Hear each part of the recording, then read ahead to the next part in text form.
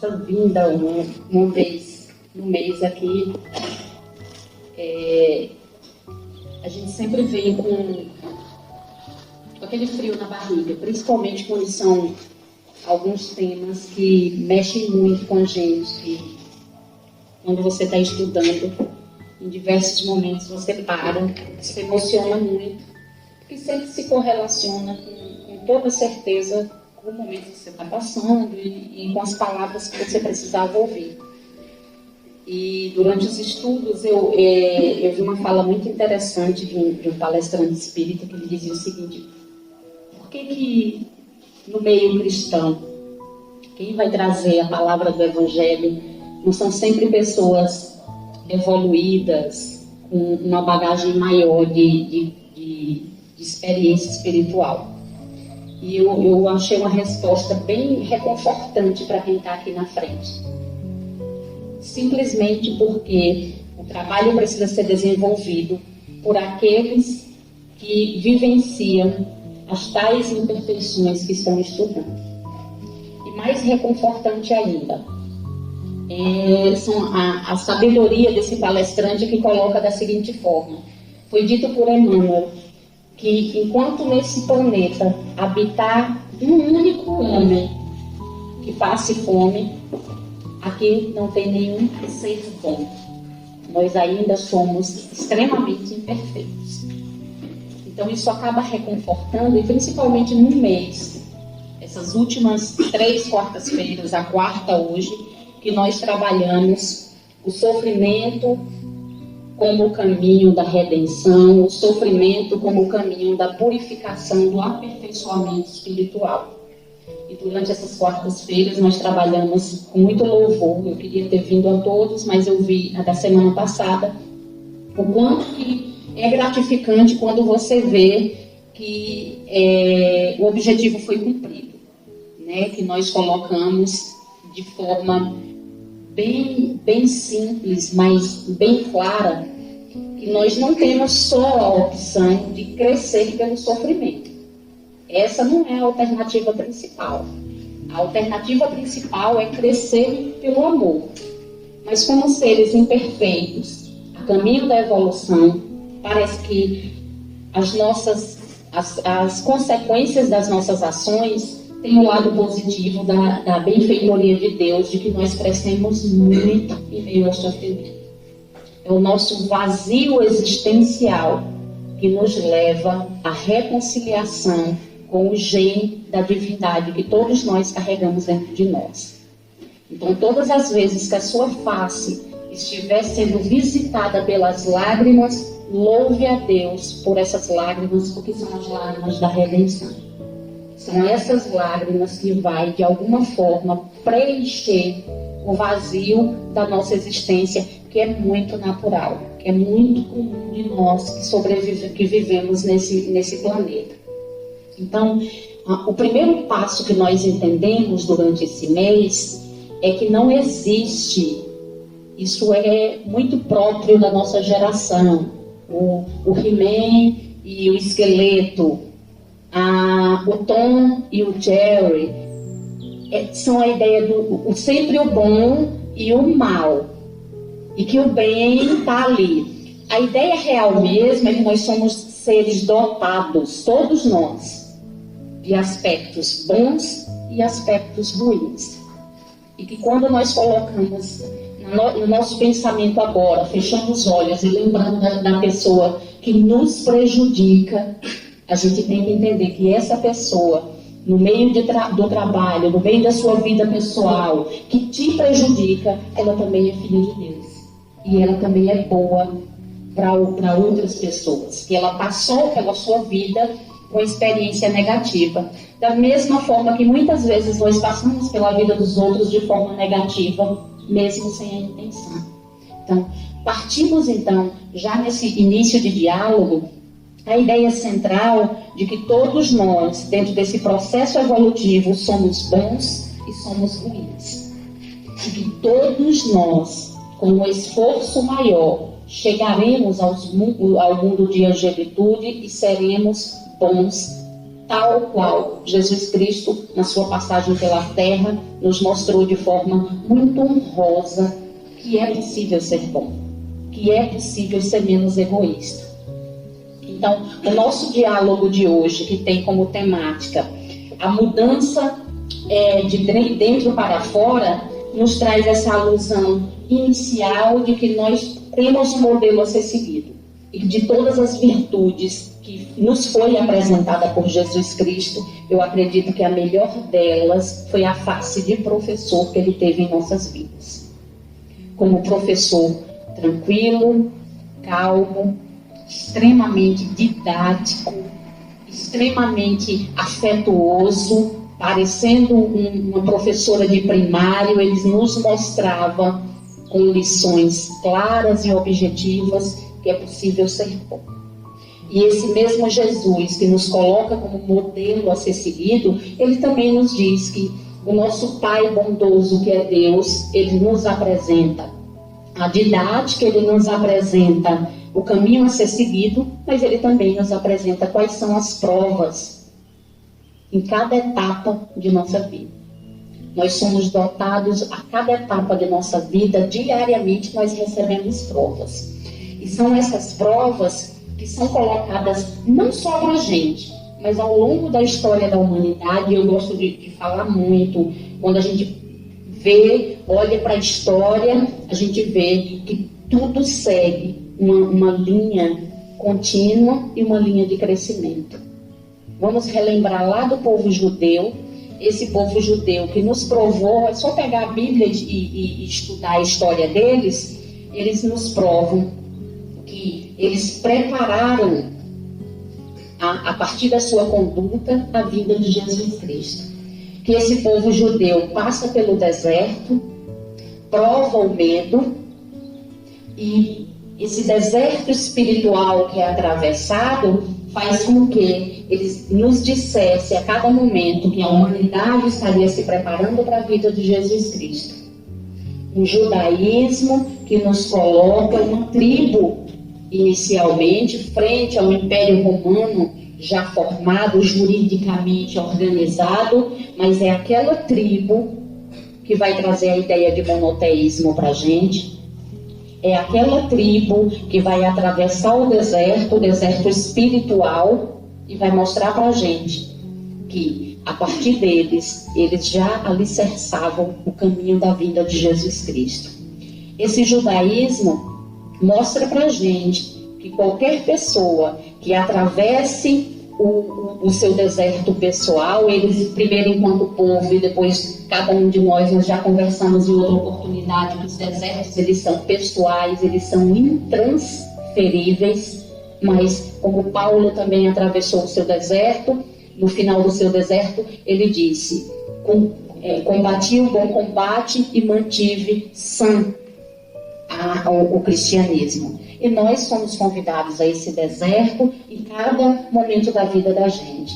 Mais à frente, o próprio Cristo vai nos convidar de uma forma também bem reflexiva a ideia de que nós precisamos mudar. E para que a gente tenha um ambiente que está no nosso imaginário, ele deve partir da gente. Eu vou pegar um texto bíblico, eu vou ler na íntegra, para que a gente discuta bem esse passo a passo que Jesus Cristo nos convida. Lá em Mateus, o capítulo 5, 13 e 16, nos diz assim, vós sois o sal da terra, e se o sal for insípido, com o que há de salgar? Para nada mais presta, senão para lançar fora o seu pesado de peles humanas. Vós sois a luz do mundo.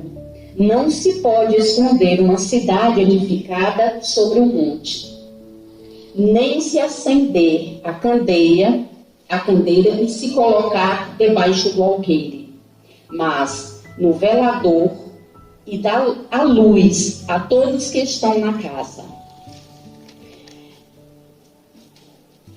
Assim resplandeça a vossa luz diante dos homens, para que vejam as boas obras e glorifiquem o vosso Pai que estais no céu. Olha a didática de Jesus Cristo. Aí, historicamente, a gente se pergunta, em um período que não tinha geladeira, qual a função do sal? O que seria esse sal? O sal, se a gente pegar ao pé da letra, significa justamente a manutenção dos alimentos na época. As carnes eram conservadas porque elas eram salgadas. Então, elas não apodreciam prematuramente.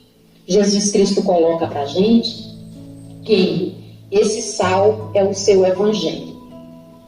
Se nós não trazermos para nós o evangelho de Jesus Cristo, se nós não trouxermos o evangelho de Deus para as nossas vidas, nós também, prematuramente, iremos apodrecer. Quando ele coloca muito claro que se o seu sal não tem gosto, se o seu sal não é utilizado, não serve para nada, apenas para jogar fora. E aí a gente faz uma reflexão profunda de esse evangelho que chega nas nossas vidas, como nós utilizaremos. O evangelho é batido à nossa porta e Jesus nos convida para ser o sal da terra e a luz do mundo. E aí a gente precisa sim se perguntar, quando esse evangelho chega às nossas vidas, o que nós estamos fazendo com ele. Não uma pergunta de acusação, não uma pergunta que você se coloque como vítima de que Jesus Cristo chega à minha vida, eu vou me vitimizar, eu não tenho sua luz. Eu entro no processo de vítima, de culpa, estou fazendo tudo errado, e toda vez que eu me vitimizo e que eu me culpo, eu entro no caminho da solidão. Eu entro no caminho do desespero e, consequentemente, o meu corpo vai somatizar e vai dar respostas. Vem a depressão, vem a síndrome do pânico, vem situações em que eu não quero encarar a mudança, e é melhor deixar a minha alma adoecer do que arregaçar as mangas dessa mudança.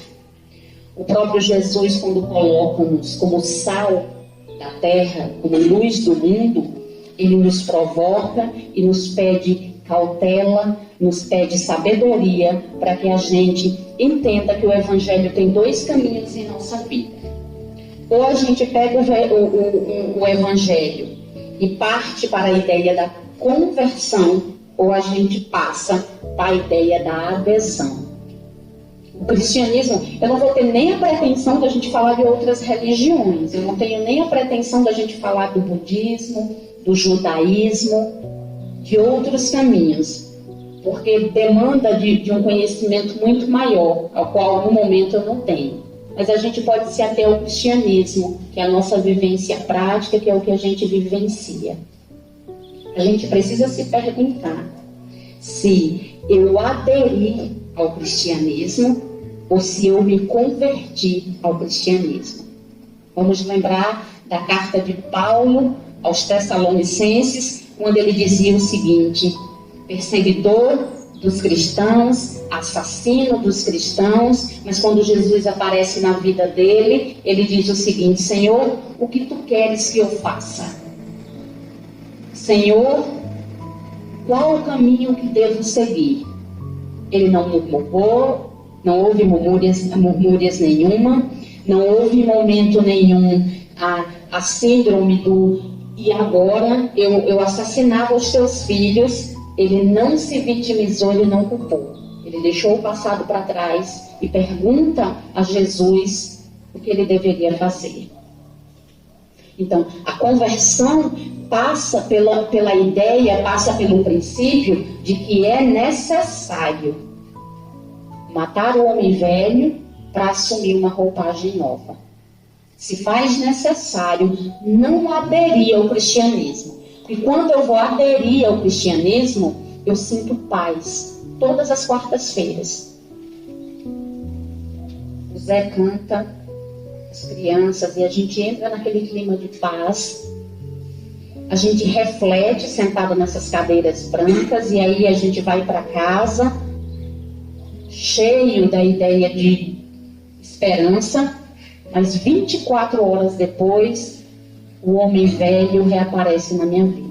Eu já estou de novo desesperado com os problemas, eu já estou de novo julgando, eu já estou de novo sendo a mesma mãe, a mesma esposa, a mesma avó, o mesmo avô, o mesmo perseguidor dentro da minha casa.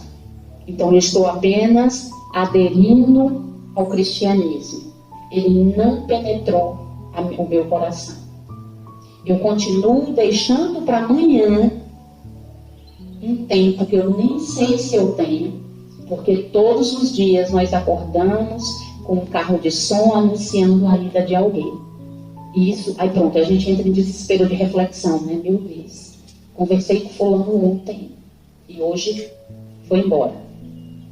E a gente passa pela culpa, e aí vem a próxima quarta-feira e a gente faz outras promessas. E aí eu estou falando da gente para não ter a pretensão de falar quem vai para o culto, quem vai para a igreja. Estou falando do problema que é cristão, em que a gente está sempre protelando a mudança. E que a gente reflete por algumas horas, a gente promete reavaliar a vida da gente, mas a conversão de fato, ela ainda não chegou. Porque quando você recebe a conversão ao Evangelho de Cristo, a tua mudança, ela é diária. Ela não é na quarta-feira.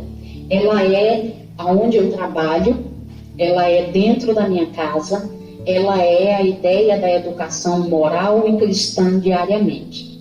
Fácil? Livro, né? Mas não é fácil. Não é fácil para mim, não é fácil para vocês, não é fácil para ninguém. Porque o próprio Cristo nos avisou que não seria fácil. Ele nos disse que não seria fácil. Ele nos avisou que para seguir o Evangelho nós teríamos que abandonar pai e mãe. E isso chocou. Eu não vim para lançar a paz, eu vim para lançar a espada. Tudo foi avisado para a gente. Porque à medida que nós nos convertemos ao Evangelho, muitas pessoas ficam para trás. Inclusive familiares, que acabam não entendendo a nossa conversão. E quando os problemas batem na porta da gente, nós ainda escutamos: dá um tempo da doutrina, porque só foi você entrar lá, não é assim? Ou então dá um tempo da igreja. Isso é comum de quem está pelo processo de mudança. Os seus problemas aumentaram desde que você foi para aquela casa estranha. Quem nunca escutou isso? Que atira a primeira pedra. E o pior de tudo, a qualquer deslize nosso dentro de casa, o que é que a gente escuta? O que é que adianta? Toda quarta-feira está indo para aquele lugar live dentro de casa. Mas são essas alfinetadas necessárias que nos levam a uma mudança assim. E quando a gente escuta isso, é um tapa que a gente precisa. É aquela ideia de que você aderiu, mas você ainda não se converteu. A conversão exige muito mais do que estar toda semana aqui. A conversão te leva a uma reflexão profunda de que se faz necessário a quebra do culto exterior para a mudança interior. Lembram da passagem que Jesus entra no templo e quebra tudo? Lembram da quebra também do templo de Salomão?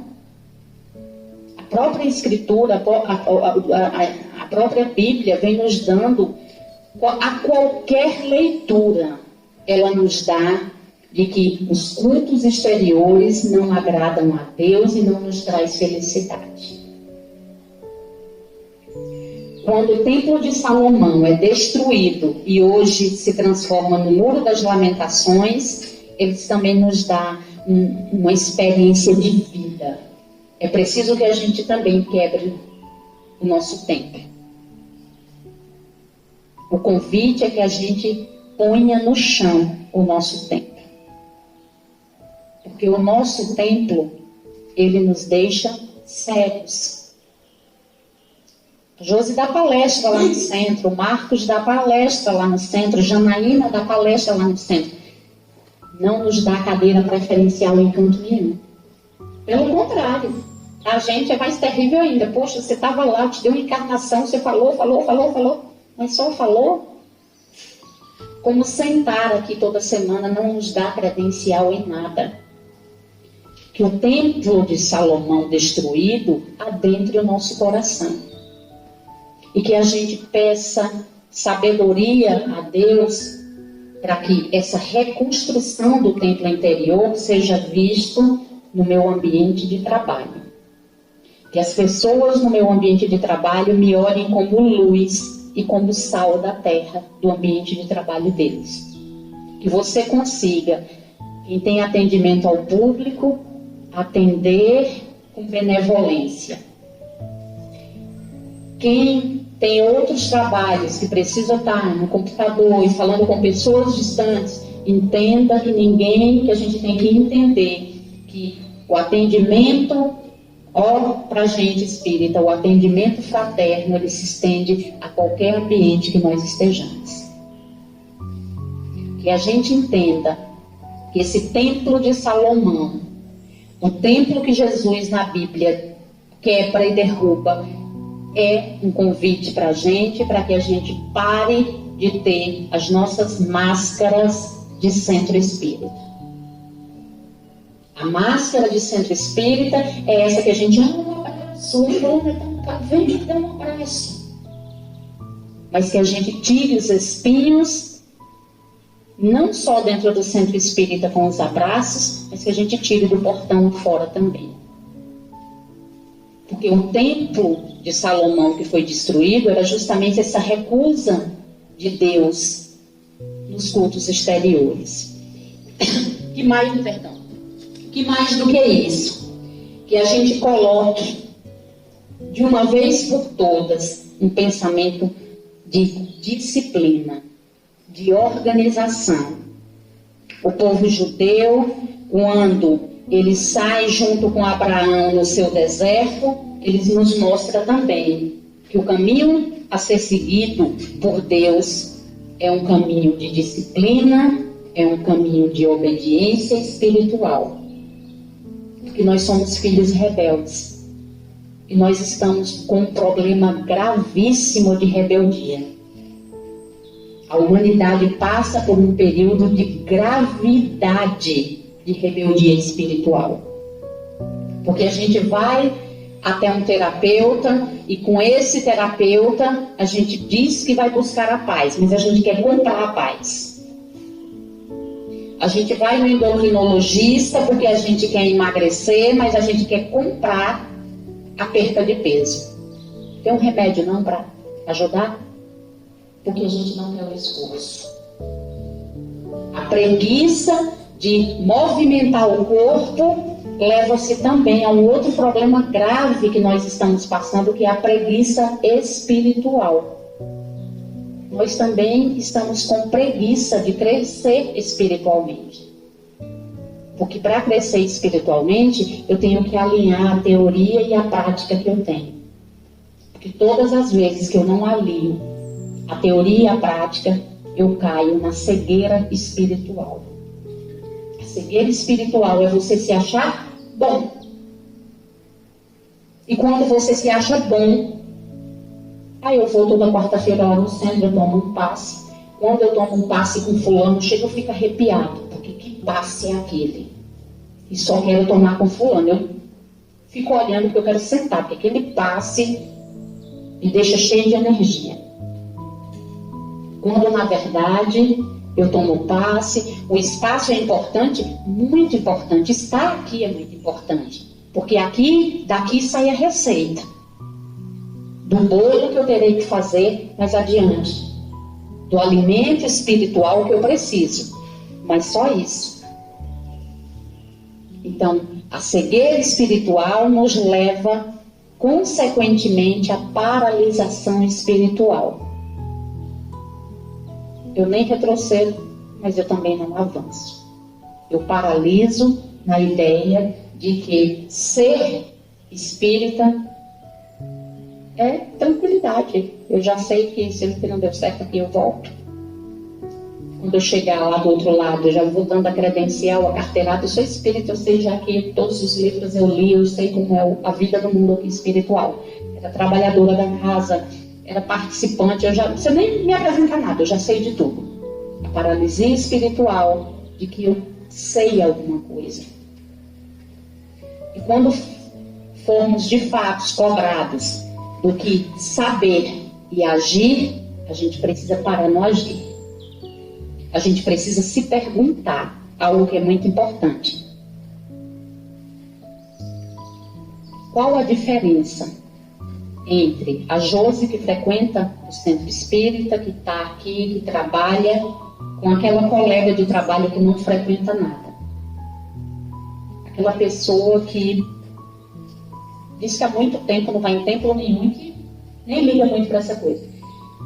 Qual é o parâmetro que nós temos? Porque vai ser esse parâmetro que vai nortear, nos dizer se há equivalência entre o que eu digo que sou e o que eu sou de verdade. Quando Jesus nos diz claramente que nós precisamos ser o sal da terra e a luz do mundo, eu preciso então repensar a minha postura. Há um historiador romano, Tertuliano, que em alguns textos ele dizia o seguinte: como o cristianismo está crescendo, a cada um cristão que é assassinado, nasce mais 10 cristãos. Ou seja, em um período que havia muita perseguição ao cristão, a doutrina era sã, a ideia de você converter o outro pelo exemplo era muito forte. Ao passar do tempo, com o avanço da tecnologia, o homem passa a olhar para esse cristianismo de forma diferente. Para que vocês tenham uma ideia, na década de 70, um grupo de estudiosos da Universidade Americana dizia que no ano 2000 a ciência teria resposta para tudo. E que a ideia de Deus, no ano 2000, ela seria quase que esquecida, em função do poder da ciência. Em 2015, houve uma explosão de pessoas desnorteadas que enchiam os templos em todas as igrejas cristãs à procura da paz. E os dados do IBGE do ano de 2015 foi feito dentro de templos do cristianismo em todo o Brasil e se perguntava, Brasil e no mundo, o que você veio buscar aqui? 98% das pessoas que responderam, eu vim em busca da paz. A ciência, sim, cresceu. Como diziam na década de 70, ela avançou muito, mas ela não respondeu a nenhum dos questionamentos.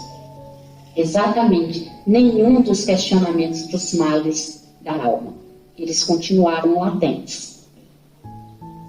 Então, a gente volta, até pelo tempo, a gente volta em um outro grande nome da ciência, que foi Albert Einstein, que ele dizia: eu fico impressionada com a humanidade, que busca sempre os mesmos caminhos e quer resultados diferentes. Que continua sofrendo com as mesmas mazelas, mas que não muda o comportamento. Quando Jesus Cristo nos propõe, vós sois o sal da terra e a luz do mundo, há uma provocação que a gente não pode perder de vista. Você está sendo luz na vida de quem convive com você? Você é a palavra amiga nos momentos difíceis? Você é uma referência de apaziguador dentro do seu trabalho? Você para escutar as pessoas? Você dá ouvidos àqueles que aparentemente são menores que você? Dentro da sua família, você é referência como marido, como pai, como mãe, como irmã? Ou você continua aderindo ao cristianismo, mas sem o mínimo de conversão? Eu deixo vocês hoje à noite com essa pergunta, essa provocação. Primeiro ela foi comigo, ela veio, eu me fiz essa pergunta antes de perguntar a vocês. E o desejo que eu tenho para mim e para vocês é que a gente faça pelo menos uma escala das 3 principais mudanças para que eu seja luz. Vamos começar por dentro da casa da gente, senão ficou muito amplo.